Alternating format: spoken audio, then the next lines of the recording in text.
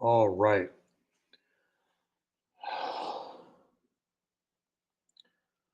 How's everybody doing today? I think for most people listening, tonight, tomorrow is Labor Day. What I'm doing this weekend is I'm practicing something that really um, used to bother me when I heard it. I first heard it in college, and it was work hard, play hard. I was asking somebody, how are you able to spend so many hours studying? And he said, work hard, play hard. You know, I what he was doing is he was rewarding himself for spending time studying. And often when we lose focus and we struggle to get work done, to get anything done, we subconsciously or consciously punish ourselves by making sure that we don't enjoy our free time. That's one of the good things about working in an office is that you have this space where you are working, and then you have a time. There's a hard, you know, ending. Work ends at 5 or 6 or 7 p.m., and then you go home, right? And a lot of us have been at home for the past. I've been at home for 3 years working from home, and I've always really liked offices for that reason. And also, I get energy from being around other people. It's harder for me to get really motivated and excited um, by myself when I'm physically alone, right? Um, so what I did this weekend was, well, I did 5 days of live streaming. I That's my work hard. I did my commitment, and then I get to play hard, i.e., I took the weekend off. I said I'm not going to do anything else during this week outside of the live streaming at night or weekend, right? So one thing you guys can practice is what is an area of your life where you can work hard and then play hard, where you can say I'm going to focus on this, but I'm going to make sure um, at this time, between this time and this time, I'm not available for work, right?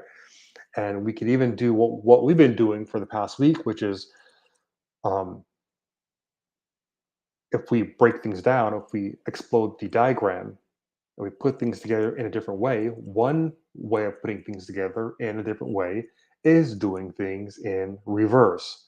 So instead of putting the blocker of, well, I can't play hard because I haven't worked hard, what about, what if we just played hard? What if we just started with that? And the possibility is that we get the play out of our system, and that opens up space for us to then focus on work, because all the things that we wanted to do and think about and look up and read, we already did it. So what I did was I spent the weekend reading some Constantine graphic novels, right? And what's interesting is that a lot of synchronicities came out of reading that. A lot of things in the graphic novel, I had to stop and start taking notes, because the same thing happened to me as what happens when I start working on this mind map or working on the whiteboard.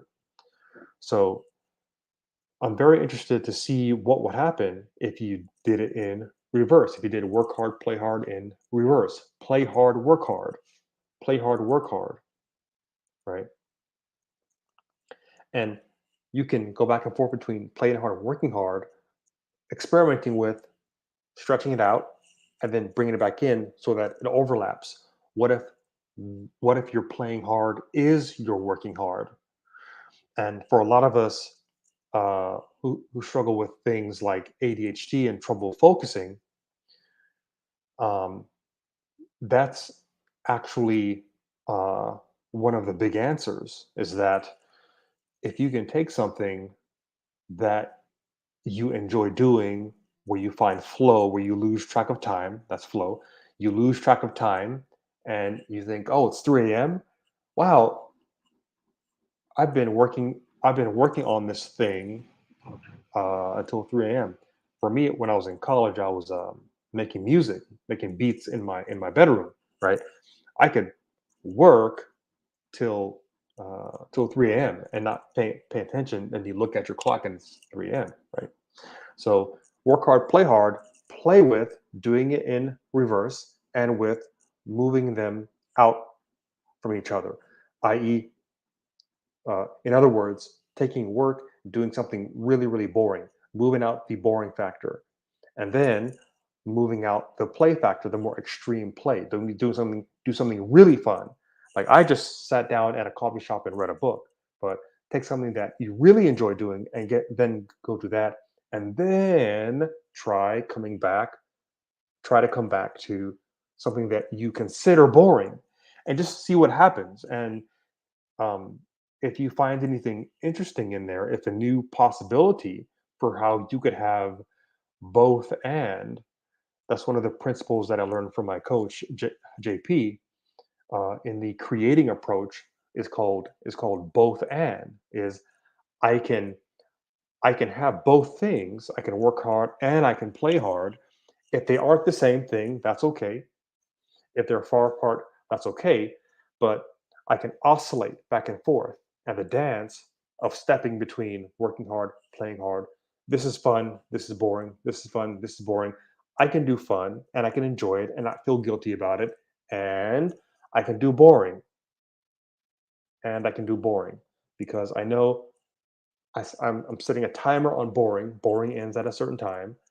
Then I get to do something fun that I like to do. And a lot of us are in that situation. A lot of us who have jobs or if we have created a business for ourselves that is not really aligned with where we find flow or with our zone of genius, the things that we're just naturally gifted at, things we really enjoy doing that where we feel like we're flying, right? And this is connected to what I was talking about with the 4 hour work week is that what if we created a muse? What if we created a lifestyle business that actually is not in line with our lifestyle because we were more concerned with, well, the money helps fund the lifestyle. But if the business and the work is a drag, that drags down your lifestyle as well, right? Because one of the biggest lifestyle hacks is what I just said, which is make working hard and playing hard the same thing, right? If you love jujitsu, for example, I have a friend who loves Brazilian jiu-jitsu and has spent 20 years doing that. But he also works in tech. But what he really wants to do is he wants to train people in Brazilian jiu-jitsu, you know, as as his as his business, right? You can if you want, and we're going to do this. One day on my live stream, we're going to take that example of how you can create what I call $1,000 jujitsu lesson. It's just a matter of moving around factors. In blue ocean strategy, they call this factors of competition. Okay, so let's get back to our movie. I had an idea that I wanted to talk about. First, let's review what came up when we started to just sit back, relax, and take a few breaths and think about, well, what is a movie? If we took up all the constraints, all the should do's, have to do, supposed to's on what a movie is, we said that we could technically crowdsource creatively and we can make a movie in reverse by inviting people to a party, filming everything, or film what interests us from our tuition, review the film, right? Uh, and that the possibility here is that a story will emerge. You could leave it as it is and just publish it and say, I published a movie and put a little micro dopamine micro deposit. I got it done. And you can give it a title. And we said there are movies like this, right? Where the story is really loose. Or we could try to piece it together and move things around and create a story. Okay, how can we help with the quality of the acting and the story part? So let's go to V2. So now, okay, let's go to V2. V2. So V2, and recall that one of the principles I mentioned, let me see if I can find principles. Do I have principles out here? Or one of the elements of our toolkit.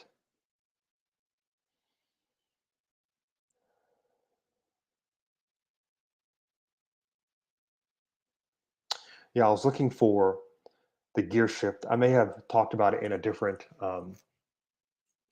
live stream.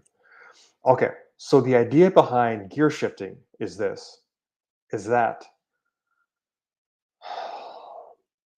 from V1, just like James Cameron, you build your assets over time, and then you take those assets into the next venture. You From there you build more assets, and you take those assets into the next venture after that. I just called it gear shifting, right? So you use V1 as leverage. You send that out. The idea I had today is you could send that out to improv. So R when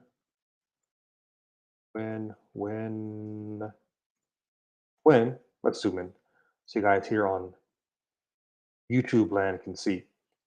So movie V2, we're going to use V1 as leverage. So imagine we spent a day, we had a party, and we filmed for a couple hours.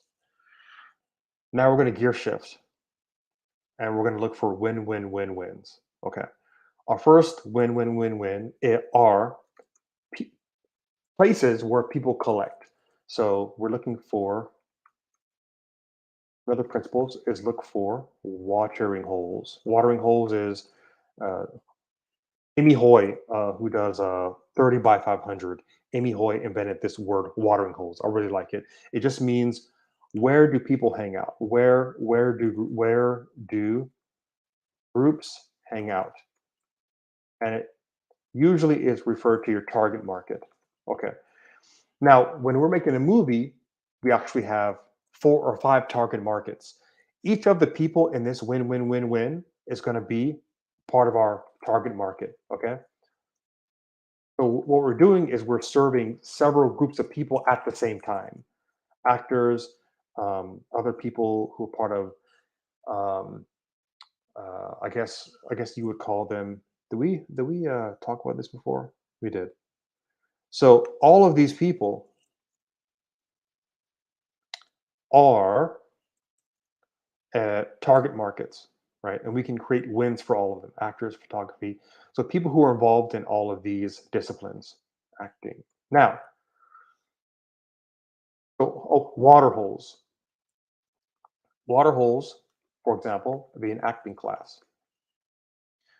Another example would be the example I thought of today was improv, improv studios, improv studios, improv studios, and then playhouses.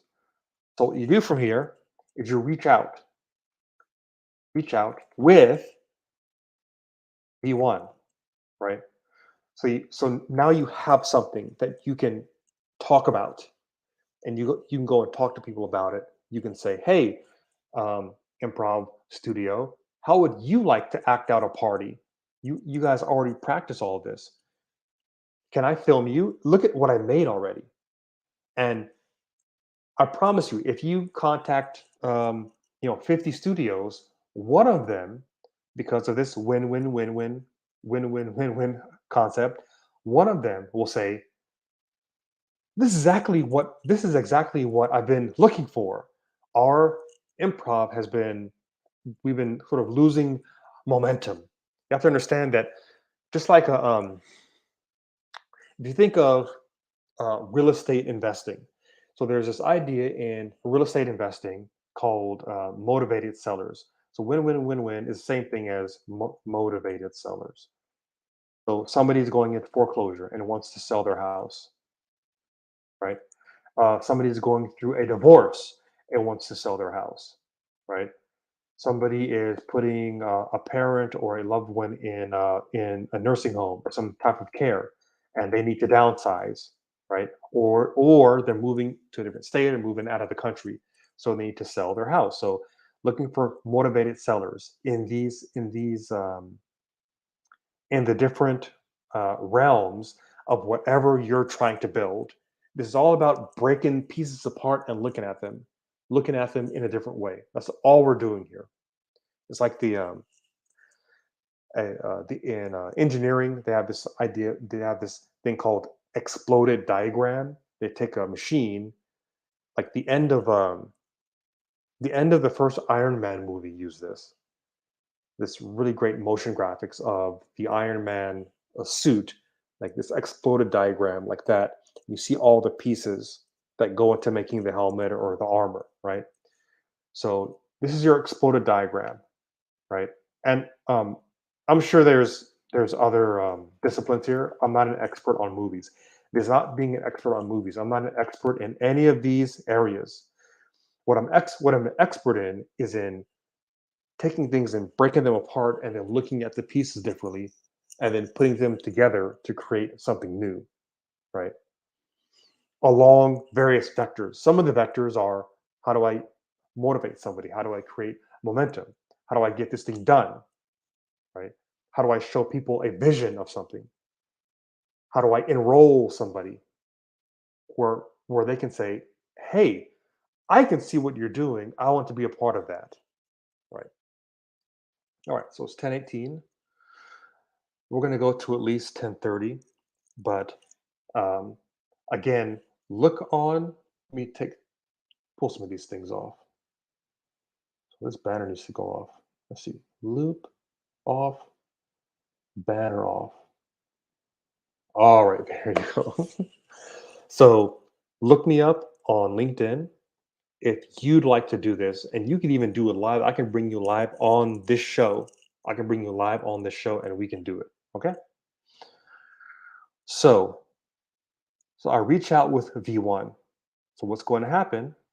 Let's go. Let's look at the possibilities again. This is exactly what we've been looking for. Another possibility is, um, uh, that's nice. That's nice, but we really need help with. And then another possibility arrives in because then in V1, you've already done all of this work, right? If you've done this work, if you made a movie in reverse, if you've already visited acting classes and talked to people, you've already built up this network. Now you get to offer your network, right? What you're doing, and now is you're connecting people. Well, Zaid, what does that have to do with creating a movie? Well, great. Let's talk about James Cameron again. Okay.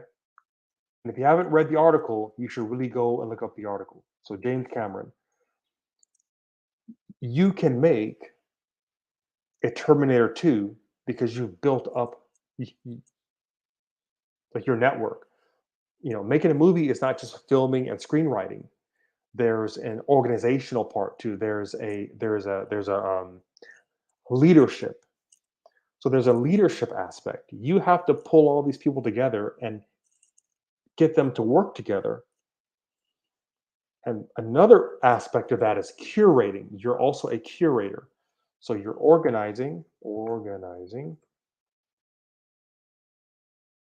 you're curating, right? And you're connecting people because money comes from work. That's from Dave Ramsey concept. Money comes from work.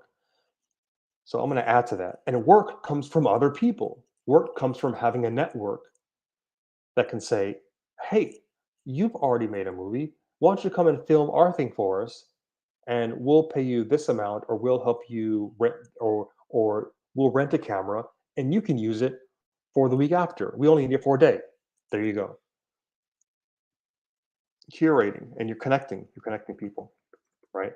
This is all power, actually. If you really break it down, all of this is simply power. Your money is power, or it's energy, right? Power and energy that are just transmuting into different forms. And the more of it you build up, like what I'm doing with this live stream, I'm building up time served. And so eventually, live stream number 10, number 20, number 30, somebody will eventually say, Zaid, I have to work with you. I need to work with you right now. Right. So that's a possibility that could happen for me. I'll give you a short story about that. Um, I took a coaching course a couple years ago, and what I committed to was 30 days of posting on LinkedIn day after day. So I think I did about 40 days, and by day 35, I had my first client just from posting on LinkedIn. That's all I did. I wasn't selling anything. I was just posting, sitting down, taking an hour and relaxing and letting the idea that I should convey in that day come through. And I just typed it, right? And I mean, this stuff works. If you put yourself out there, uh, continuously, the continuously is the important part, right? Um, one more example. One of my favorite people whose email list I subscribe to. This is the world of direct response. His name is Ben Settle. Ben Settle, and he lives in Southern Oregon. So Ben Settle has a very simple business model. He has a $100 a month print newsletter, and the way he sells it is he has a really big email list, and he emails his email list at least once a day, usually twice a day. And the idea is that he's constantly adding people to his paid newsletter uh, service. But the way that it works is maybe you subscribe, maybe email one doesn't get you, or email two, or email 10, or email 20. Maybe it's email 135. And he even talks about this where people will say, "You got me. You finally got me." It took 200 or 300 emails to get it through my head why I need to become a paid subscriber and pay you, Ben Settle, $100 a month indefinitely to get a newsletter in the mail, right? Printed newsletter. Uh, but that's the power of putting yourself out there and committing, right? So when we say look for watering holes, what I'm saying is make a list of 100 of these entities, you know, maybe 20 playhouses, 20 improv studios, 10 acting classes, you know, and you make this offer to them, right? Uh, it may not be it's sales basically. It's sales. What we're doing is we're integrating sales into our lives, right? And we know that sometimes people need to hear a sales message several times before they buy. And these are people who want to buy, right?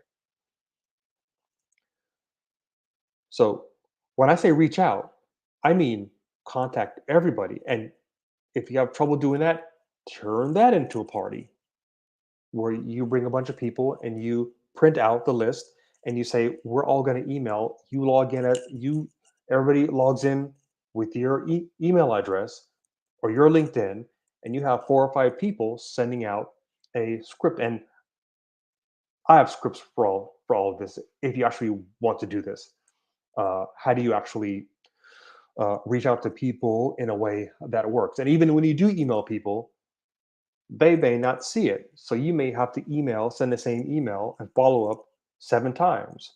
So, you know, seven, 100 different acting classes, improv studios, and playhouses times following up 5 to 7 times is like 700 emails. So have a party or use some services. If this is something that you're really passionate about, forget about movies. Whatever you're passionate about, you have to go after people. Like it takes some work, right? It's easy, but it's still work. It's still work. Okay. All right. So let's talk about some more possibilities of um, V2. All right. So another possibility is um, join our join our improv, right? And now you have a network of people, and now you're practicing something new, and that practicing and learning something new will unlock something in you, right? So, for example, you may unlock a comedy inside you, or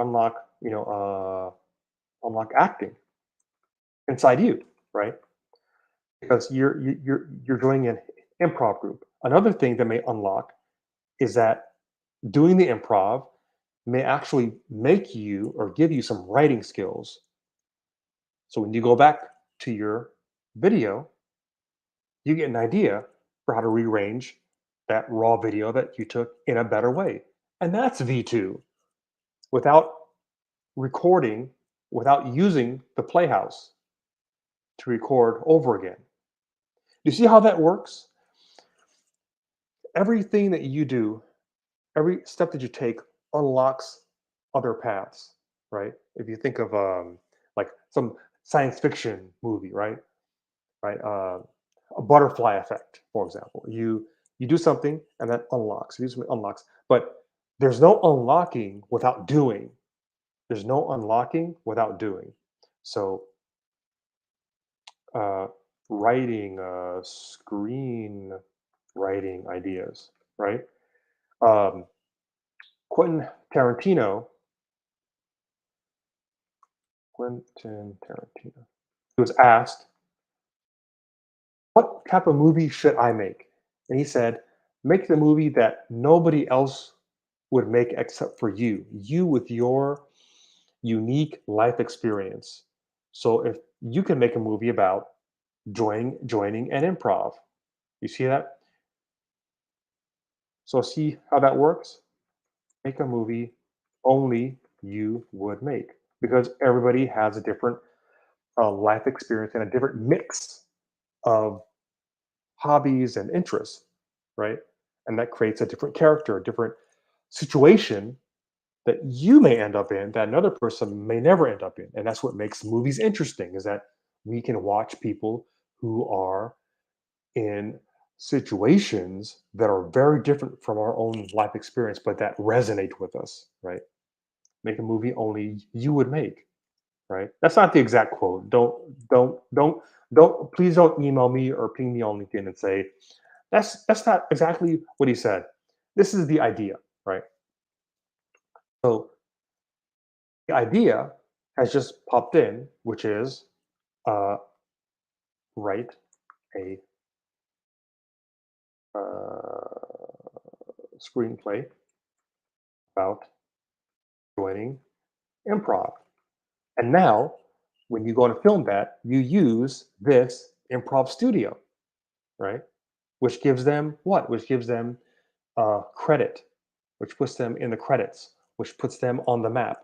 Say, for example, this is called taking your friends with you when you succeed, right? They helped you get there, so you take them with you, right? So I'm gonna talk about. Let's see. Let's go back to our principles here. Taking action. Action unlocks. No unlocking without action.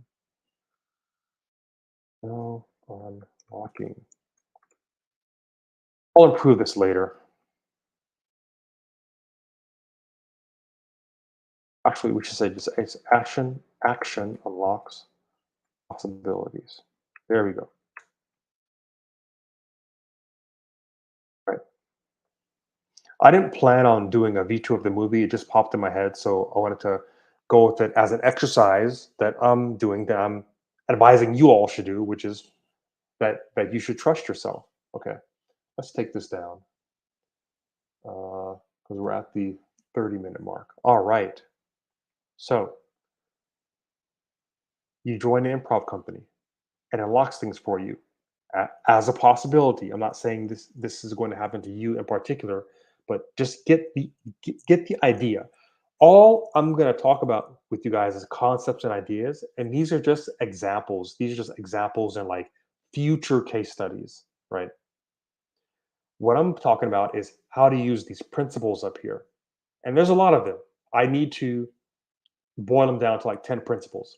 But that's what I'm doing here with this live stream is I'm trying to figure out what sticks, throwing things out there, what I already have in my head, what I already have written in pages and pages of Google Docs, putting it out there and seeing what resonates with people because this is eventually going to be my book, right? I don't like to sit down and write, but I can run my mouth all day, right? Okay. All right, cool. So we are at V2. And now we're at the possibility. So what could happen? So a lot of things could happen. Um, one thing that could happen is uh, improv allows you to film them, and they do.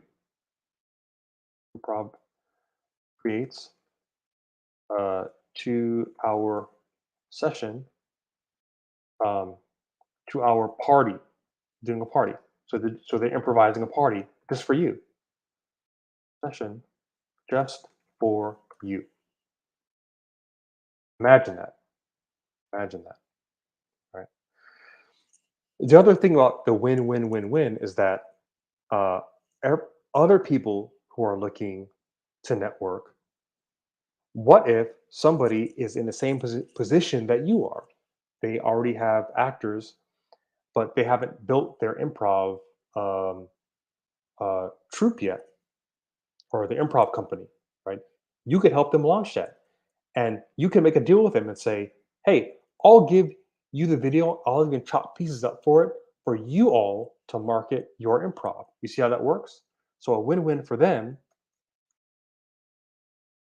for improv is is that they get free um, video content because you're always going to share it with them, right? And all these other people, you're going to allow them to put this into their portfolio. With thing is here, with creative disciplines like design, graphic design, arts, concept art, 3D animation, writing, people are looking for portfolio work. So that's one.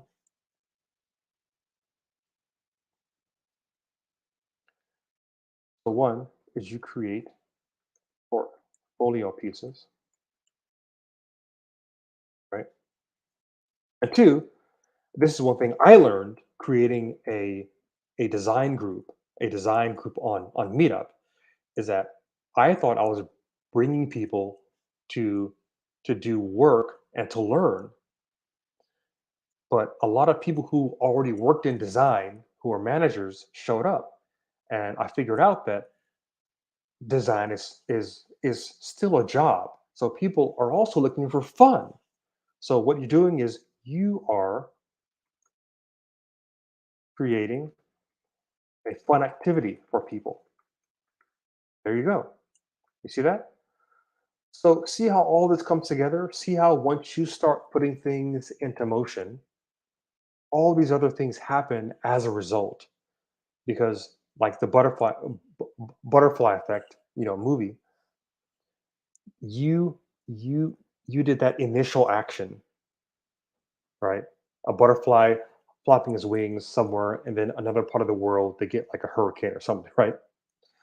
That's what that movie is about. I think it has with Ashton Kutcher from that guy from that '70s show. His name's Ashton Kutcher, right? Yeah.